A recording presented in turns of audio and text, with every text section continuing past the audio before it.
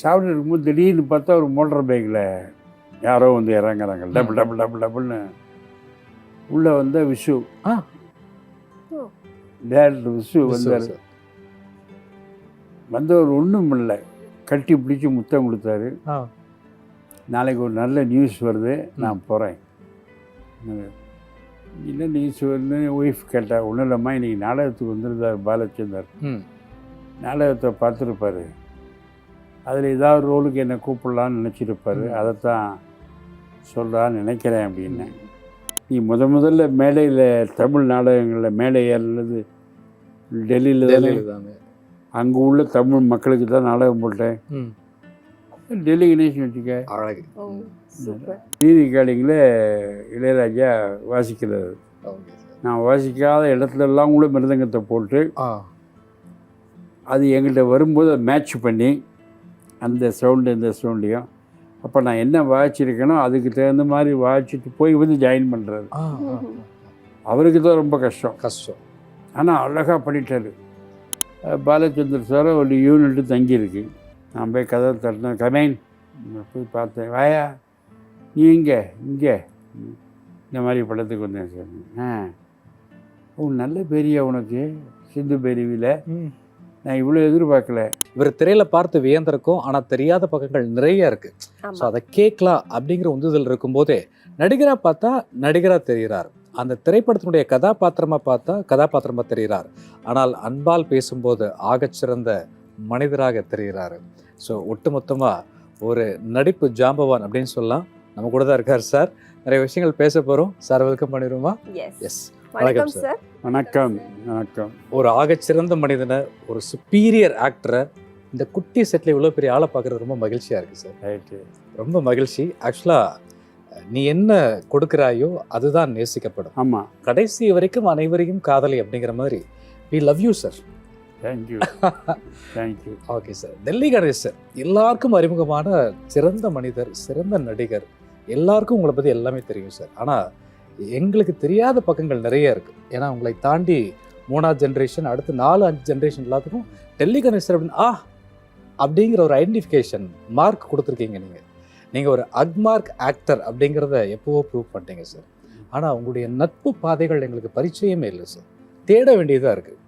பாலச்சந்தர் சாருக்கும் உங்களுக்கும் இருக்கக்கூடிய அந்த நட்பு பிணைப்பு எங்களுக்கு தெரியாது சார், சொல்லுங்கள் சார். எனக்கும் தெரியாது அவர் எப்படி என் மேலே எவ்வளோ நட்பாக இருக்கார். நான் முன்னப்பில் நான் பார்த்ததே இல்லை டெல்லியில் இருக்க வரைக்கும். சென்னைக்கு வந்த போதும் எனது நாடகங்களை வந்து பார்த்துருக்காரு. அப்போ கூட எனக்கு ரொம்ப பெரிய சும்மா பார்ப்பேன், அதோட சரி. அப்புறம் என்னுடைய நாடகத்தை சினிமாவாக்கினார். அப்போது பார்த்துட்டு என்னை கூப்பிட்டு இன்டர்வெல்ல உங்கள் பேர் என்ன? கணேஷ் சார், குட் ஆக்டிங், நல்லா பண்ணுறப்பா அப்படின்னு முதுகில் தள்ளி கொடுத்துட்டு போயிட்டார். நான் நாடகம் முடிஞ்சு கிருஷ்ணகாந்தன் சபாவில் நாடகம் முடிஞ்சு வீட்டுக்கு போய் சாப்பிட்டுட்டு இருக்கேன். அப்போ தான் புதுசாக கல்யாணம் ஆகிருக்கு. ஒய்ஃப் வந்திருக்கா, சப்பாத்தி ஏதோ பண்ணி போடுறா. புது சமையல் வேற. ஆமாம், புது சமையல் ரொம்ப ரிஸ்க்கு. பழகின சமையல்லாம் சாப்பிடலாம், புது சமையல்லாம் பொண்டாட்டி புதுசு தானே, அதனால் பிடிக்கும். சரி போடுறா, சாப்பிட்டுட்டு இருக்கேன். சப்பாத்தி சப்ஜி எல்லாம் பண்ணுறாங்க.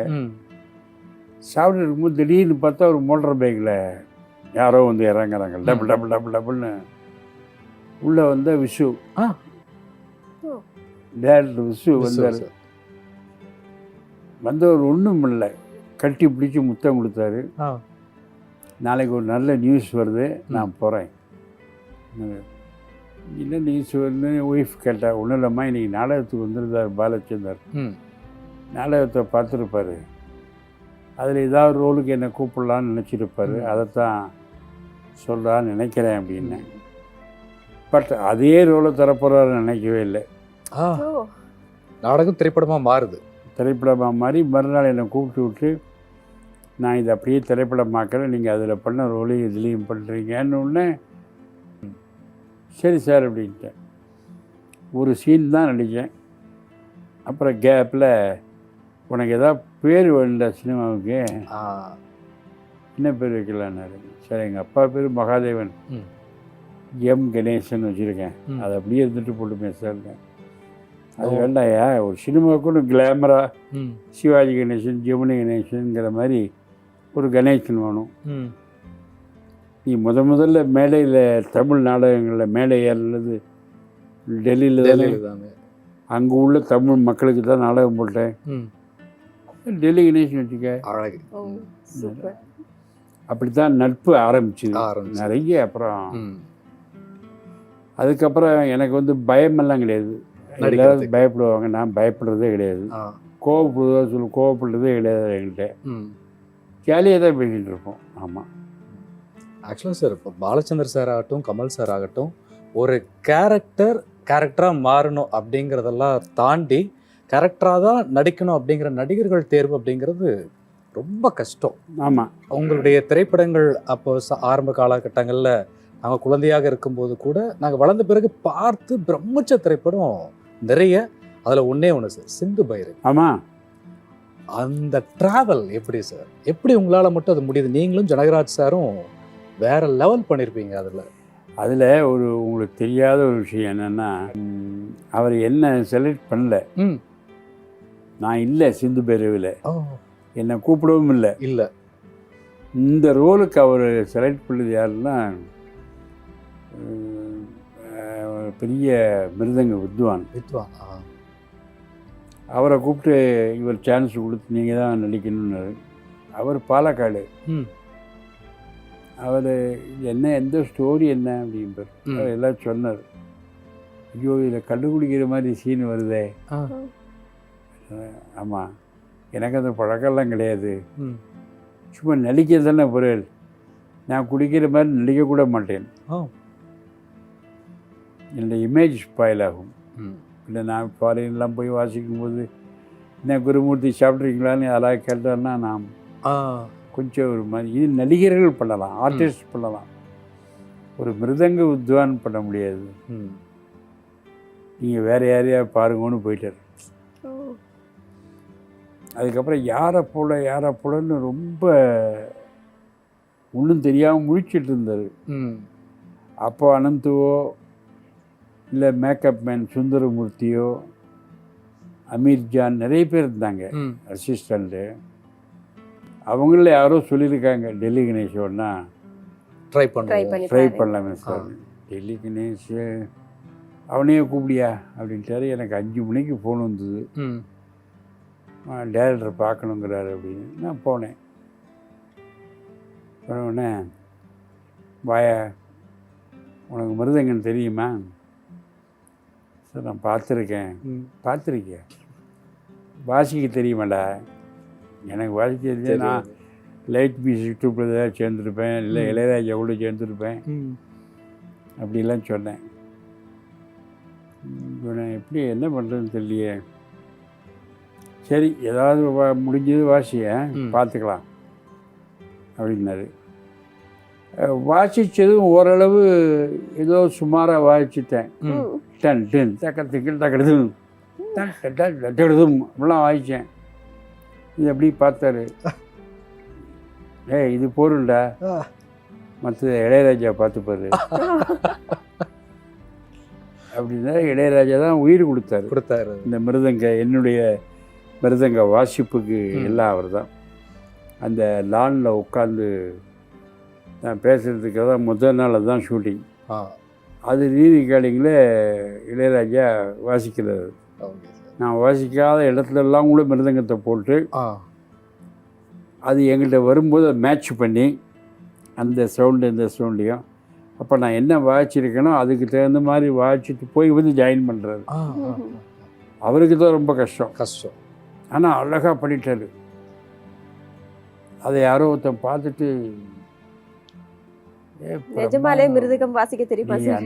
இல்ல அங்க நீங்க டெல்லி கணேசரே இல்ல சார், குருமூர்த்தி தான் ரீரிகார்டிங் பண்ணிட்டு இருக்காரு இளையராஜா. போய் பாரியா, பின்னி உனக்கு அப்படியே another feather on your cap அப்படி இப்படின்னா. சரின்னு ஓடினேன். நான் ஒரு ஸ்டூடியோவில் ஷூட்டிங்கில் இருந்தேன். அங்கேருந்து இங்கே வந்தேன். பிரசாத் அங்கே அவர் உட்காந்துருந்தார். இந்த சீன் வாய்ச்சாக்கி இப்போ அடுத்த சீனுக்கு போகிறாங்க. ம். அந்த நேரம் அவன் போய் இந்த கண்ணாடியில் அப்படி பார்த்தேன். அவர் உட்காந்துருந்தார் உள்ளே. ம். அவர் என்னை பார்த்துட்டு அப்படின்னு கூப்பிட்டாரு. போனேன். நீ நம்ப மாட்டீங்க, அவர் எந்திருந்தார். என்னை பார்த்த உடனே எந்திருந்தார். எந்திருந்து கை கொடுத்தாரு. ரொம்ப நல்லா வாசிக்கிறீங்க, உங்களுக்கு மிருதங்கம் தெரியுமா? வாசிக்க தெரியாதுங்கிறது எனக்கு மட்டும்தானே தெரியும். அதான் சொன்னேன். அந்த வார்த்தை தான் எனக்கு ரொம்ப பிடிக்கும். எனக்கு தெரியும், அவ்வளோ வாசிக்க தெரியும். உங்களுக்கு தெரியாதுங்கிறது எனக்கு மட்டும் தான் தெரியும், வேறு யாருக்கும் தெரியாது. அந்தளவுக்கு நல்லா வாசிக்கிறீங்க. கொஞ்சம் ரிதம் சென்ஸ் எல்லாம் இருக்குது உங்களுக்கு, மேனேஜ் பண்ணிடலாம், கவலைப்படாதீங்க. அப்படி தான் எனக்கும் பாலச்சந்தருக்கும் இதில் நல்ல பேர் வந்துடுது. ஒரு தடவை நான் பெங்களூரில் ஒரு படத்துக்காக நான் சிவகுமார் சத்யஜோதி ஃபிலிம்ஸுக்காக போயிருந்தோம். அங்கே போயிருக்கும்போது நாங்கள் தங்கியிருந்த ஹோட்டலில் தான் பாலச்சந்தர் சாரை ஒரு யூனிட்டு தங்கியிருக்கு. அவங்க என்ன பண்ணுறாங்கன்னா தமிழில் வந்த படத்தை கன்னடத்தை ரீமேக் பண்ணுறாரு, அதுக்காக வந்திருக்கார் அவர். நான் எல்லாரையும் பார்த்துட்டு சுந்தரமூர்த்தியை பார்த்தேன், மேக்கப் மேனை. சுந்தரமூர்த்தி என்ன நீ இங்கே? நான் இங்கே ஒரு படத்துக்கு வந்திருக்கேனே. சார் வந்திருக்காரா? ஆமாம். எங்கே இருக்கார்? Room number 101. ரைட், நான் போய் பார்க்குறேன், பாருங்கள். நான் போகிறதுக்குள்ளே ஒரு ஒயிட் பேண்ட்டு ஒயிட் ஷர்ட்லாம் போட்டு ரெடியாக வெயிட்டிங், காருக்காகவோ எதுக்கோ வெயிட்டிங்.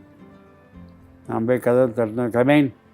போய் பார்த்தேன். வாயா நீ இங்கே இந்த மாதிரி படத்துக்கு வந்தேன் சார். நல்ல பெரிய உனக்கு சிந்து பெரியவியில் நான் இவ்வளோ எதிர்பார்க்கல, நிறைய பாராட்டு உனக்கு. நான் முதல்ல என்னமோ நினச்சேன், எனக்கு அவர் பண்ணியிருந்தா விட வந்திருக்காது. நீ பண்ணது ரொம்ப அருமையாக இருக்கு, பிகாஸ் நீ நடிகண்டா, நடிக அப்படின்ட்டு. ஆனால் அந்த வெத்தலை பொட்டியும் ருத்ராட்சமும் இன்னும் கண்ணுக்குள்ளேயே நிற்கிது. ஆமாம் சார். ஓ, அது கர்ணனுடைய கவச குண்டலம் மாதிரி அது உங்கள் கூடயே இருக்கும். அது ஆமாம், படம் முழுக்க. ஆமாம்.